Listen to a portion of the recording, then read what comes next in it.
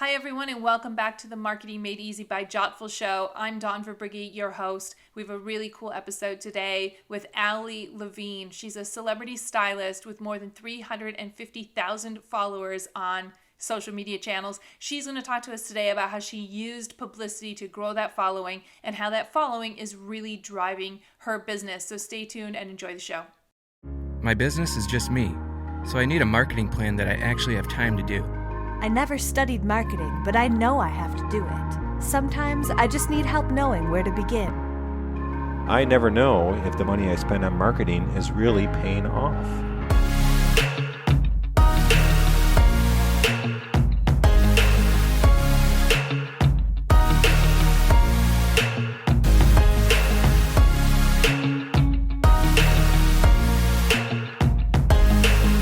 Welcome to Jottful's Marketing Made Easy. I'm Dawn Verbrigghe, Jottful's CEO, two-time entrepreneur, former business school professor, and the one with the marketing experience. And I'm Natalie Bruno, Dawn's partner in crime, certified people person, and the one who speaks with small business owners every day about their website and marketing challenges. We're here to have practical and fun conversations with people who know a thing or two or three about how to get more customers for your business.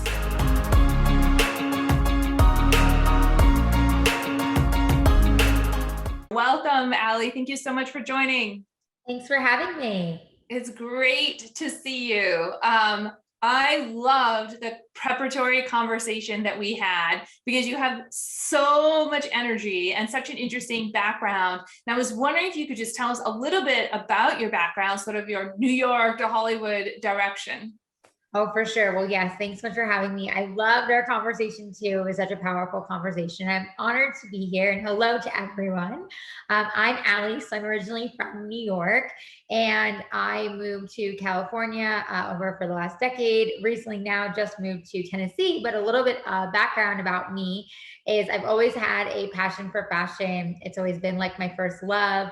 I watched my grandmother, get ready when, I was growing up and fell in love with how powerful she always felt and looked. And I just always attributed my passion to that. And so, growing up, being in New York, going to fashion shows, getting to really see everything, being a part of some of the fashion shows and all of that, it was like, okay, this is definitely what I want to do. But I had no idea exactly what it was. And so when I first started, it was the corporate world, and, working in corporate and getting to work with like Talbots and Coach and all these companies. And in college before that, I was working for Target, and I worked for their executive soft lines program and got to work in their management team and did retail for a bit. And so I really started out more in the retail corporate space before the stock market crash later in the game for me, after I was working in corporate for quite some time, doing really well, climbing the ladder, so per se, and was like thinking, hey, this is going to be like my next big thing, and I'm going to be some big CEO at a corporation. And then the stock market crashed, and they let go of my entire team at Coach, and I was like, oh, okay, maybe not so much. And I think like what you were saying before, Dawn, of like the pandemic, how things have shifted and changed for so many. And there's kind of like this musical chairs and great resignation, all these things. I had the same kind of feeling back then when the market crashed, and it was like, wow, what am I going to do? This is opening me up a whole new realm, whether I like it or not. And, what am I going to do with this? And so that was how I kind of landed into entertainment industry. I knew I wanted to stay in fashion. I had no idea about entertainment or anything to do with it. Started reaching out to different people I had in the network, family and friends, and said, hey, I want to check out the entertainment industry. I don't even know where to start. I obviously have retail and corporate background. Like, what do I do? I started doing my master's in fashion at the same time, because I figured, hey, get some more schooling, like why not? And, then I landed a position with Oliver Stone, the great Oliver Stone, who was working on Wall Street Money Never Sleeps.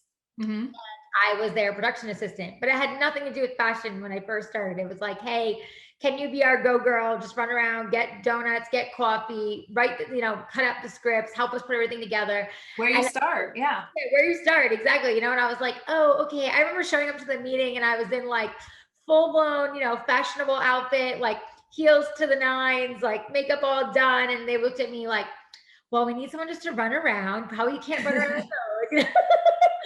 And I was like, all right, but I didn't have a job. I didn't have any prospects. I did nothing. Personally, I didn't want to sit on, unemployment. I'm a busy person. I love to work. I love to be productive. So I was like, okay, this is my opportunity. I'm going to take it. I don't know where it's going to lead me. Hey, and that's what kind of led me, as you said, to Hollywood. After working with Oliver Stone, he was amazing and he taught me so much. And after having quite a few months with the production side, he said to me, well, hey, I know you love fashion and you're wanting to explore more of this. A few days a week, you can go work with the costume department and learn with them. Well, that was such a gift because he saw me work hard and really honored me for it, which I thought was amazing, being someone of like his level and what he does. And so I got to go work with Ella Marajnik, who is a famous costume designer in Los Angeles. And she kind of took me under her wing, a little bit of a Devil Wears Prada situation, but she's also there. But I ran around and did whatever for her. I ran around all over New York City, grabbing whatever clothing she asked me to grab and find this swatch and go find this button that didn't exist and go feed my cat and get my groceries and everything in between, and I fell in love with it. I fell in love with the busyness of it, with the really kind of baptism by fire, if you will, and just go. And that's what led me then, long story short, to Hollywood. I went and worked on a few more movies in New York. Then I got asked to go to Atlanta. I worked on Big Mama's House, 2 or 3 with Martin Lawrence and their team. And the team there was from Los Angeles. And they said to me, what are you doing in New York? And I was like, well, I've been there pretty much my whole life. And this is what I've been doing in retail and corporate. And I'm new to this. And they were like, well, obviously you're very passionate about this. You love it. Why don't you think about Los Angeles? And I was like, okay, like how many times, for anyone like watching and listening, like how many times does someone come to you, right, and say like, basically, here's this opportunity, like, why don't you think about doing this and I'm going to help you? It's kind of hard to pass up, unless you really don't want it. It's like, okay, let me give it a shot. And so I turned to my, who's now my husband, was my boyfriend at the time, and I said, hey, I'm going to move to LA. He was like, oh, okay. I had been in Atlanta and I've been talking about maybe staying in Atlanta and going back and forth to work in New York. And he was like, oh, is that what you want to do? And I was like, well, I have an opportunity to, so I'm just going to go. And I'm kind of that kind of spontaneous person. And so I was like, let's go, and so he followed me and I went out to Los Angeles, started working with that team in costume design and learning. The union. And then, after doing that for quite some time, I started realizing like my passion was going away. And I no longer felt like this fuel and this fire that I had for everything. And I couldn't figure out why. And I started asking myself like, hey, you moved your whole life out here. You made amazing network, like relationships. Like, why don't you feel fulfilled? And I realized it's because the actual passion of what I felt on set of what I was doing was just not equaling what I was feeling when I was in corporate and retail with fashion. And I was trying to figure out like, what does that mean? And then I had a lot of mentors around me who were like, you should look into styling. If you're not into actual costume design, you should look into styling. And I had no idea really what a stylist was. I'd watched Rachel Zoe, of course. I met her once in New York City. I'd seen her show. I really didn't know what I was getting myself into. That it really wasn't a term that, obviously is out there now. And people weren't doing it as a job per se in that beginning. So I didn't know what I was doing, but I was like, sure, I'll start, interning and working for people on the side. So I went and interned, kind of started all over again and said, hey, you know what?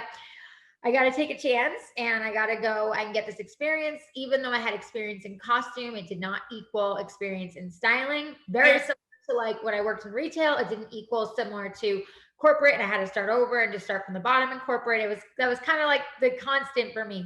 And so I started interning for Monica Rose of the Kardashians and many others, and Emma Roberts stylist and Rena Lou Padora West, and just many people obviously who were known, and started working for them just to get an experience. And time started working as an assistant, and then eventually started getting my own clients. And honestly, when people ask me about styling and like, oh my gosh, being a celebrity stylist, I always laugh because I remember when I would get asked to style these like no-name D-listers who people were like, didn't want to dress. And they were like, well, do you want to dress them? And I was like, yeah, I'll dress them, because it was just an experience to like get to dress someone, and well, so that's the thing, right? In the beginning, you always have to start from the bottom, and you've sort of talked about starting from the bottom in sort of 3 different areas of your career. Most recently, as a business owner, so you're a stylist, And you are also kind of like an influencer, right? You do all of these collaborations with other brands through your social media. And so in the beginning, yeah, you do start at the very bottom and you're sort of dressing whomever, and eventually you kind of work your way up. From the styling perspective, I assume you've gotten most of your business through word of mouth, but can you talk more about sort of the rest of your business and where are those customers coming from? How are you marketing yourself? Yeah, absolutely. So, after, like I said, I started working with, different people and getting my name out there, dressing these different, D-listers, but then some of them would get these big opportunities and all of a sudden they were no longer D-listers and people knew who they were. And that's kind of how Ali Levine Design was born. And I just started getting people word of mouth, honestly, different PR people were calling me. I started getting different press for best dress for different clients. And then my name was out there and people started. How did you get the press? Because I think that's like a huge question for a lot of business owners. Is it just that you happened to dress somebody who got covered, or did you go out and secure the press? So honestly, it was a little bit of both. In the beginning, it was just me styling people. I think just my passion of what I was creating. And I was getting noticed for it. People were getting called best dress and they were attaching my name to what they were, who they were dressed like. I see. Yep. My first big actual wow moments for me was getting featured in the New York Times page, print and business. And I remember that moment, and literally I had just sent off tips like on a Hero, to help a reporter out, for my, And it didn't say New York Times. It just said like submit fashion tips. And I was just on there. Some friends had suggested I get on there. And so I was just on there and I saw they asked for something. So I put them in. Next thing I know, the next day I get a phone call from the New York Times. And they're like, we did some research on you. We see what you're doing in LA. We'd love to come and interview you. I had just moved into my tiny little townhouse and gotten married. There was no furniture similar to right now. And it was like, hey, let's do an interview on you. And that was a very surreal moment for me. Because it was like, oh my gosh, this is really big press. But at the same time, I'm still really building my business and building Ali and Ali Levine Design, is. And then from there, I realized the value of press because I started getting more and more jobs from New York Times. So I did hire a publicist because I felt that investment was very much needed in taking the next step in what I was doing. And I needed to focus my passion and my craft and my, brain of genius on styling. I couldn't be bothered trying to submit tips all the time. That one just was such a blessing and it happened, but it was I knew that wasn't going to keep happening. So I really had to find someone that believed in me and my business, which I did. I still have her to this day. She's transitioned with me and my brand and everything we've done, which has been amazing. Ali, I need to pause for a second here because this is such a great process. So basically you started by doing your own publicity. So you used Help a Reporter Out, which is just, I think you go to helpareporterout.com or something. It's called Hero, and you sign up and you can get emails in your inbox. Usually I think it's twice a day. And somebody, we did an episode on publicity and she talked about it as sort of drinking from a fire hose because it's just tons and tons and tons of journalists looking for sources for their articles. And if you can be a source for one of those articles, you can just pitch and maybe you'll land. Amazing that you landed a spot in the New York Times, especially because it's your hometown newspaper as a former New Yorker. That's super exciting. So what you realize is you got customers from that and said, oh, wait a minute, publicity is a good marketing channel for me. Let me double down on it and actually hire a professional. That's a really great path. Do it yourself, experience some results, know that you're not the best person to do it, and then bring a professional in to take it to the next level. Awesome. Exactly. And what you just described is I stayed in my brain of genius, right? That's something I have to learn and continuously check myself as an entrepreneur and businesswoman. It's I want to do it all. I want to have my hands in everything, but I realize especially the busier and busier I get and the more demand I have, the more that's just not possible. So I have to hire the people who are going to do those things correctly and are going to kill it for me and do what I need them to do. And like you said, in the beginning, of course, for anyone watching and listening, start out doing it on your own, figure out what does work for you, figure out what you can get access to. I never in a million years dreamed I'd get New York Times, but hey, there it was. And then a few more opportunities came from Harold that I didn't expect. But then I realized, okay, it's time for me to move the needle. Like you said, time to get some real publicity here as someone who can handle this, on the daily. I don't have to worry about it. They're structuring it for me. And that really became heavily the word of mouth. And then speaking to the influencer side, because my social media started out with just the styling side, right? Where I was posting carpet photos and then transitioned as I became a mom and I started sharing more of the real life Ali and my lifestyle journey and also doing segments on camera. then that also brought in the customers and the brands that wanted to work with me because of how I was sharing and choosing to share. So it really has been mostly, word of mouth, and then of course posting on social media. But I do believe that it comes back to the passion, and it comes back to the determination of putting yourself out there in every which way. Even with word of mouth, people can reach out to you, but then to put yourself out there to get the next person, you have to be willing to then take that client, impress them, and then get them to tell someone else, so there's a process to it, not just, hey, go call so-and-so, it's a real commitment. So at this point, you have more than 350,000 followers across your social media channels. Which channels are the most important for you? Where do you really focus? Okay, so first off, whatever you say, it sounds surreal, because it's like, I look at social media, of course, as a business, but I never in my wildest dreams was going to have this many followers. When I hit 100,000, I was like, oh my God, like, this is amazing. So it's just, it's funny. You have to, check yourself and celebrate those. But well, actually, Ali, maybe then before we get to the channels, let's talk a little bit about how you got all those followers. And you did this stint with Bravo, which if anybody listening today has seen it, Ali was naked, for a whole season on Bravo, this reality TV show. Can you talk a little bit about that and how you got it? Did you get it through the publicist that you hired? Yeah. Okay. So this is a funny story. So, I was obviously styling many different people in Hollywood, and I was very close to the Bravo E family because I was dressing people like Tara Hasselhoff on Rich Kids, a bunch of her friends. I was dressing other from Rules, Lisa Vanderpump and Real Housewives, and Gretchen Rossi, and many others. So I knew a lot of people in that, circle. It's a very small circle when it comes to these, types of groups. And so they actually had originally wanted to cast me for a fashion show a year before that was happening. And of course, like most things in Hollywood, they don't get greenlit, they don't happen. They look like they're going to happen, but they don't happen. And so it was like, hey, they had my name, and it was something like we had talked about, but it never happened. And then fast forward, they worked on this show called Script that you're referring to. And one of the producers was a friend of mine, and she called me and she was like, you got to do this show. And I was like, well, tell me about it. And she's like, casting pulled your name from like the other thing we did, and they love you, we need to talk. And I'm like, all right. So she goes into this whole thing, like they take all your stuff away, and and I'm like, wait, there's no fashion involved? And she's like, oh, no. It's just like, it's a very vulnerable documentary reality. Very vulnerable. Yeah. Yeah, very. And by the way, they didn't tell you were naked until like later in the game. And so that's Hollywood for you. Yeah. And so they were like, hey, you should be a part of this. And I was like, I don't want to do this. Like, this is not, like, and then I called my publicist, and she was like, you're doing this. And I was like, Kelly, I'm not doing this. And same thing, I called my manager, it's a business manager, Russ, and he was like, you're doing it. And I was like, you're both insane, I'm not doing it. And then of course I ended up doing it. Right. Of course, part of it was, great for publicity. Any publicity, as we all know, is good publicity, and it was potentially bad publicity. And so, I ended up doing it, but I think also to my husband, to be honest, on a personal note, he kind of encouraged me. He was like, I could do this easily with you. It's not going to be any sweat off me. It'll be good for you to get a reality check from all things you do in the celebrity world. I was very caught up. I was very much a workaholic. I feel like I'm a recurring workaholic now. And so he was like, look, you should do this. It'll be good for you, for your personal mindset and everything. And it was, as crazy as the experience was, having everything taken away from you for 21 days and having to kind of sit with yourself and learn about yourself is not an easy thing, especially as an entrepreneur and someone who is so busy and distracted by everything going on.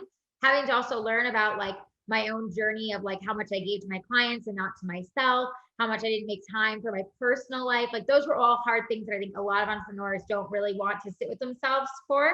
And I was forced to. So, but it really, honestly, it leveled up my business, because fast forward after that, then I had my first daughter and I got pregnant after filming. And it really made me have a reality check of like figuring out priorities and figuring out like how to be able to have this much demand and these kinds of projects, but like when they work and when they don't, and when I have to have rest and that's productive too. And it really taught me valuable lessons that honestly have helped me in my business to this day. Yeah. And is this where a lot of your follower growth came from? Did you see a big uptick when that show came out? It's funny, everyone asked me that, and I wish I could say, yeah, I just boomed. But to be honest, I mean, I grew probably about like 25,000, which is like not too shabby at all for being on a season. But honestly, when I became a mom and I shared my, my birth journey and my depression and shared myself, That's when I hit the 100,000. That's when all of a sudden I had 200,000. Like that's when my community really rallied around me, and all these new people, especially moms and women, came out of the woodworks and started following me. And I was like, oh my God, where all these people come from? And it was crazy because in the beginning I had all this fall off. Like my agency at the time called me and they were like, why are you posting all this stuff? It's like super raw. It's not what you usually post. And they were like, you should take some of it down. Your account is bleeding. Like my agency actually said that to me. Like your account is bleeding. People are unfollowing like crazy because they track it. Was this your social media? Did you have a social media marketing agency? Were they tracking it or? Exactly. Okay. Exactly. And so, because again, I didn't have the time to constantly be on there and doing everything. So I hired a team to do it. And so, it was like, they were tracking it and they're like, people are unfollowing like crazy. What did you post? And they looked and I was like, I posted about stuff about motherhood and what I'm going through. And that was why I ended up leaving them, because we had a very big disagreement on my brand and how that was going to go. And to be honest, I was so grateful I listened to my own intuition and trusted myself, because something told me to leave them up and just let things fall off. And you know what? People unfollow all the time. You can't take offense to it. If you're for someone that day, maybe you're not for someone the next day. It's just like in real life, when you're talking to someone, you may resonate at one point and at one point you don't. And that's just growth and evolution. And our business is the same thing with clients and everything. And it's not to be taken personally. And I had to learn that too, because my ego was bruised, but honestly, for me, it was like, okay, all these people unfollowed, but then all these new people followed, way more people, and they were my people. And they're the people now that, like what you were saying, of the brands and the campaigns and the things that I'm doing for work, that they're there to support and they're there to want to be a part of. So it honestly was such a blessing. You sounds like you really made a switch in terms of who your followers were. And that came out of the fact that you personally made this transition in your life. Like not only to being a mother, but to also just being more vulnerable generally. Yeah. Well, I was posting glitz and glam, red carpets, private jets. I mean, completely Hollywood lifestyle, including myself all filtered and everything, to, hey, here I am, real and raw. I'm a mess. My baby's not nursing. I'm not sleeping. I look like this, my body didn't bounce back. I mean, the list goes on, it went from like the glam to the raw. Yeah. And then ultimately that's when you really start to take off. Super fascinating. I think, I think that there's a parallel here with marketing generally. I was just looking at people who unsubscribe to our newsletter, which we send out every Monday morning. I looked at the people who unsubscribed to the last one, and I can click in and I can see, how many newsletters have they gotten from us? What have they been? And I look and I'll see that they've been with us for months, right? And they were reading stuff and then they kind of tapered off. And then they maybe read a little bit more and then they unsubscribed. And I mean, that's kind of a normal journey, right? Like even the people that we follow, we don't follow them for years and years. We follow them for some time because that's content that we need right now. That's something we want to learn right now or follow right now. And then we move on.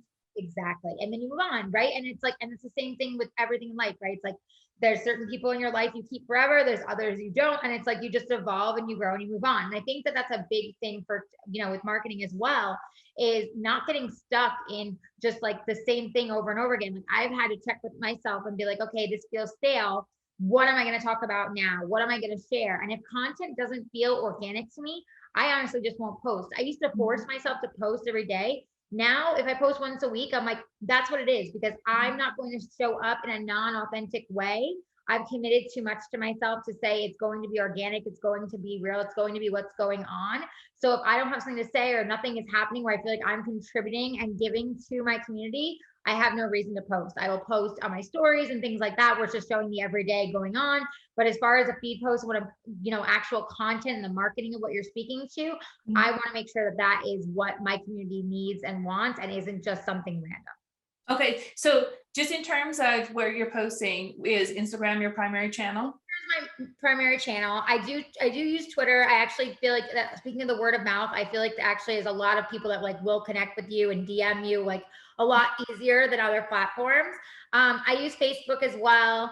Pinterest, I think, is actually great for marketing when you're like pinning things from like your podcast and pinning like even your newsletter. Like people can kind of, the aesthetic, they see it and then they go and look at it. It's a little different than like the quick switch in Instagram and, Facebook and things like that. But yeah, I spend most of my time on Instagram, but I do frequent each channel. But I've had to tell myself that if I don't get on a channel that day, or if I don't get on it that week, then it is what it is. I used to pressure myself to show up on every single channel every day. And it's just, there's only one of me and there's not. when you saw that sort of big uptake in terms of the number of followers that you had, was that happening when you were posting really regularly, or was it after you stopped posting as regularly and were just focused on quality? I think it was a combination. I think that in the beginning, when I was posting like a lot about motherhood and like my struggles, when I was going through, I kept getting more and more, because then all these huge like mom companies were reposting of what I was saying, or a picture and saying like, who else feels this way? Thank you, Ali, kind of thing. So I think again, that community, right, was just rallying around me. And then I think further, as I established myself further in that community and in, that more lifestyle and, vulnerable situation, then creating the content to really follow and having it be authentic versus just everyday posting. I think then I really saw people like stay. And, look, I still have people unfollow. Like yesterday, I looked at my following, I went down, a few hundred. And honestly, now I'm like, good. They're not, they're not here for it. I don't want them if they're just a random follower. Like if they're not into what I'm posting, cool, move on. I need to have people following me that are engaging in what I'm posting. Yeah, that's an important skill for any entrepreneur, is to understand that it's about finding your tribe and to really focus on those people and not focus on everybody else. And it's really hard to you just want to help everybody. You want to be liked by everybody, and to just really focus on your tribe is super, super hard. Challenge in life, not just entrepreneurship. It's just what resonates, right? And whatever you really aligns, and that's what's going to work for you. And also too, I always, when you were saying about the followers, like I had also realized like that I'm not worried about the numbers. Like I always tell that to entrepreneurs when they're building, I'm like, stop looking at the count, stop looking at the numbers. I used to do that to myself and drive myself crazy. It doesn't do anything. You're not going to speed up. Yeah, you can do giveaways, you can do different things, of course. I've been a part of things like that. But to get your niche community and to get like the people you really want to rally around you, that comes from your content. That comes from your intention. That comes from what you create and how you market it. Everything else is just essentially more build up, but with the actual meat of what you want has to come from you and what you're building and what you're creating and what you're putting out there that you want others to align with and respond to. So really think about each person and each number as an actual individual, because they are, and how you're going to cater to them and how you're going to share with them or what you want to do for them in your business, versus worrying about how many more people are actually following. I think that's you'll drive yourself crazy and you'll just lose your momentum. Oh, completely. Yeah. How do you resource it, Ali? So I know you write the content yourself. Do you publish it yourself, or do you send it to your social media marketer and they help with publishing it on different channels? Like, how do you resource it? Yeah. So honestly, before, when I speak with my agency, they used to do all that for me. And then I realized again, it was looking to me like it was stale. Like people were realizing it wasn't me, even though it was me, there was some part of it that was not Ali. And so I took all that back and put that back on me and was like, okay, you know what? I have to create. So sometimes I outsource, sometimes just like editing of a picture or like filtering or whatever that I need to do with like presets and colors and that kind of thing and sharpness. But the actual wording, the actual, concept, all that, it's all me. It comes right from wherever I feel honestly on my heart that day or that moment or whatever's going on. And that's what I share, because when I was having them help, people really were like, the likes were changing. People were even DMing me, asking me if it was me. Like it really was a shift in that authenticity. And I think especially now, people want to know that it's real and it's you, because that's what they want to align with. And that's why they're choosing to follow you. Mm-hmm. Yeah, I think it's really important with content generally. It's just so hard to outsource it to anybody and have that person reflect your voice, have that person know your audience as well as you do, or your product offering as well as you do. It's just really, really hard to outsource. And so you really need to think about, well, what can I outsource? Maybe it's video editing, right? To your point, it's photo editing and you do the writing. My newsletter, sometimes even like little reels, if like I just want someone to help me with the music and put something together, like things where I feel like I'm sitting with something and I'm taking longer on it than I should. I release it. I used to sit with it and like work on it, like my website, like all that stuff. I used to sit on it and I'm like, nope, now I just release it, because it's just taking away my time and energy from my own brain of genius. And I think when you really work on your business and your marketing, you really have to find your strengths, work hard and do the things you're good at, and then release the rest. And as you have time and money and investment to be able to do that, obviously in the beginning I didn't. So it was like, I would have a friend help me or my husband look at something. And then as I built up, I would get, a little freelancer that, just small amount of money that would just want to take the project. And now there's Upwork and Fiverr and all these amazing, companies you can have for really inexpensive to help you do those sorts of things. So absolutely outsource whatever you can that is not your brain of genius. Yes, that's great advice. So Ali, before we close down here, is there one piece of advice you would give to business owners who are really trying to figure out marketing and are kind of early on? Sure, yes. So thank you again for having me. It was so much fun.